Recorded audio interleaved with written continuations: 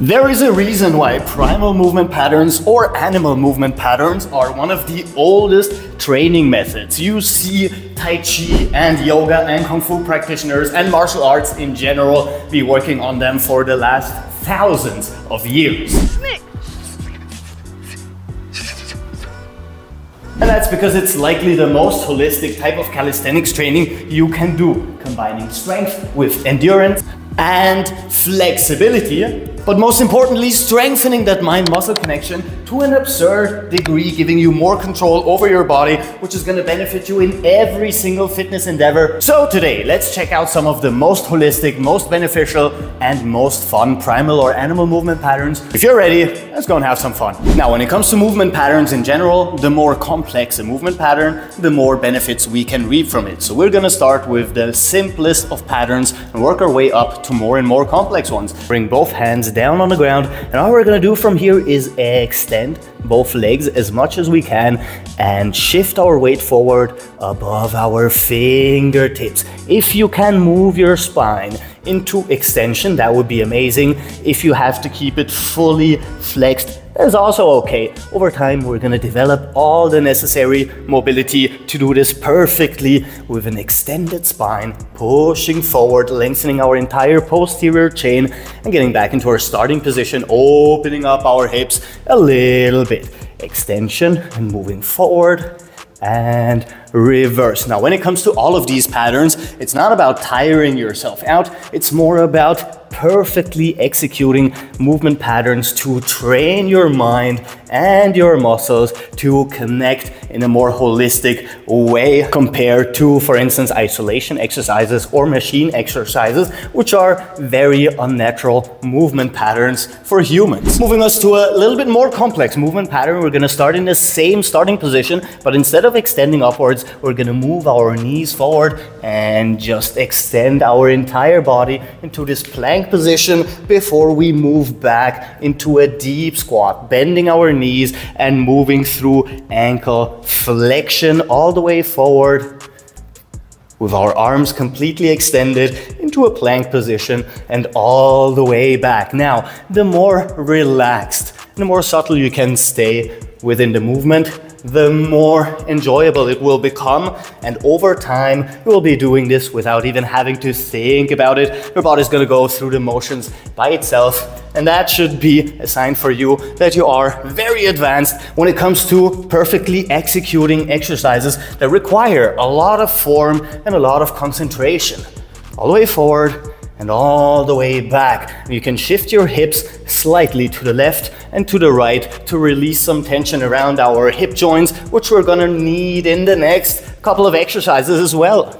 So now that we're warmed up, a little bit looser, a little bit more limber, we can advance from a standing position. We're gonna switch into a deep squat, diagonally backwards into a crab position, both hands, and we're gonna get up to the other side. Push forward, go into ankle flexion once more, and we're gonna stand up all the way. Now adding a little bit more strength requirements for our quads and for our leg musculature in general, squatting down and backwards and shifting our weight from one leg to the other. Full extension and reverse.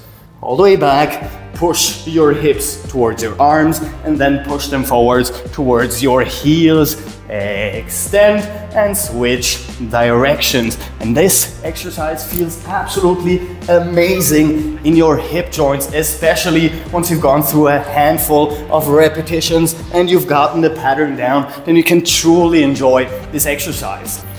And as usual, we want to stay as relaxed as we can during our movements. You can even just try and round your back and let everything hang loose until you truly need the strength before you release everything again, and repeat the whole process into the other direction.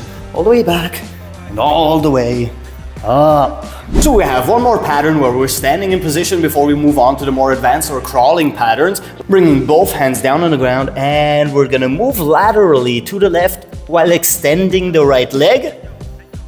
pulling it in and reversing into the other direction. Shift all of your weight to the right side, extend your left leg, keep it parallel to your right one so we get that nice stretch in our adductors. Your entire weight is shifted to the right side, meaning it doesn't take much strength to raise your foot.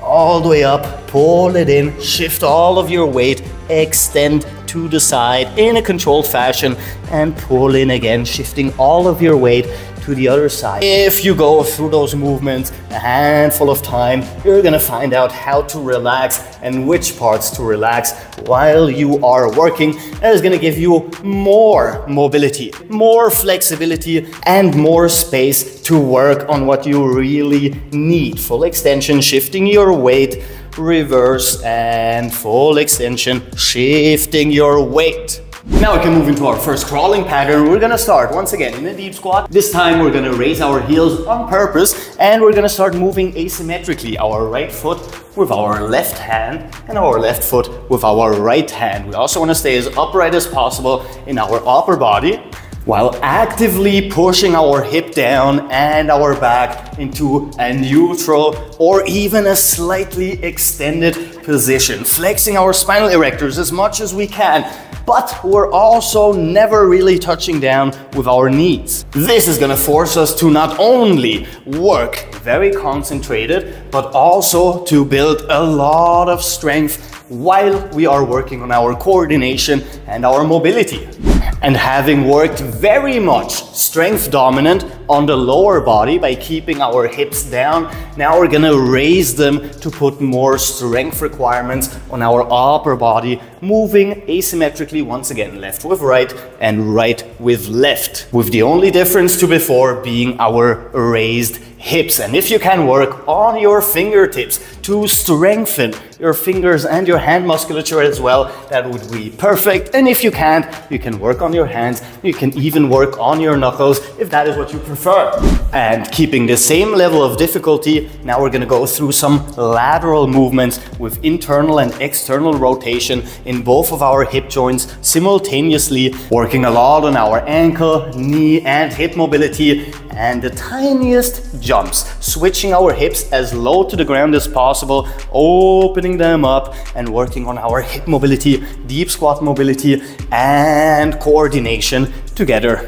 And this monkey type or ape type crawl is pretty much one of my favorites to warm up before a heavy squat session or a heavy leg day, because it really hits every single muscle you're gonna require when it comes to any sort of leg workout. With our next patterns, adding some extensions in our leg, we're still gonna start in the squat position. However, a Cossack or a lateral squat position, one leg fully extended, our hips push down towards the ground all the way, extending the other side, and then we're gonna jump sideways once again with one leg completely extended and move to the side.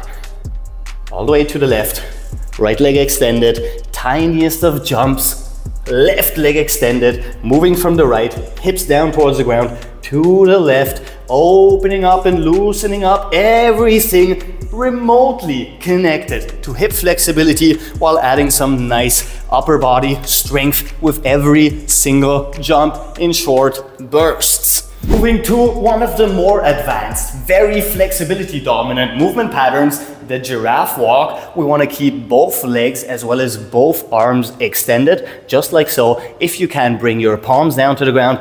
Absolutely perfect. If you can't, you can bend in your knee the slightest bit.